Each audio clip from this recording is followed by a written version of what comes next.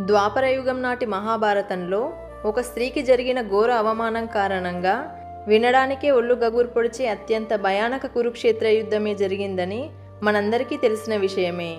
మరి ఆ స్త్రీ ఎవరో ఇప్పటికే మీకు అర్థమైందనుకుంటాను.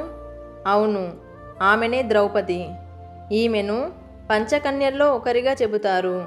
అటువంటి ద్రౌపది యొక్క దాతృత్వాన్ని శ్రీకృష్ణుడు ఎలా పరీక్షించాడో ఇప్పుడు తెలుసుకుందాం. అంతేకాకుండా పంచకన్యలు అంటే ఎవరు, ఈ పంచకన్యలుగా ఎవరెవరిని చెబుతారో వీడియో చివరిలో చెబుతాను. ఒకనాడు ద్రౌపది తన చెలికత్తెలతో కలిసి నదీ తీరానికి స్నానానికి వెళ్ళినప్పుడు నదిలో ఒక మహర్షి అప్పటికే స్నానం చేయడానికి వెళ్ళి ఉంటాడు. ఇక ఆ మహర్షి స్నానం ముగించుకొని వెళ్ళిన తర్వాత నదిలోకి దిగుదామని ఒక చెట్టు కింద కూర్చొని వేచి చూస్తూ ఉంటుంది. అలా చాలా సమయం గడిచింది. కానీ ఎంతసేపైనా ఆ మహర్షి నదిలో నుండి బయటకు రాకపోవడంతో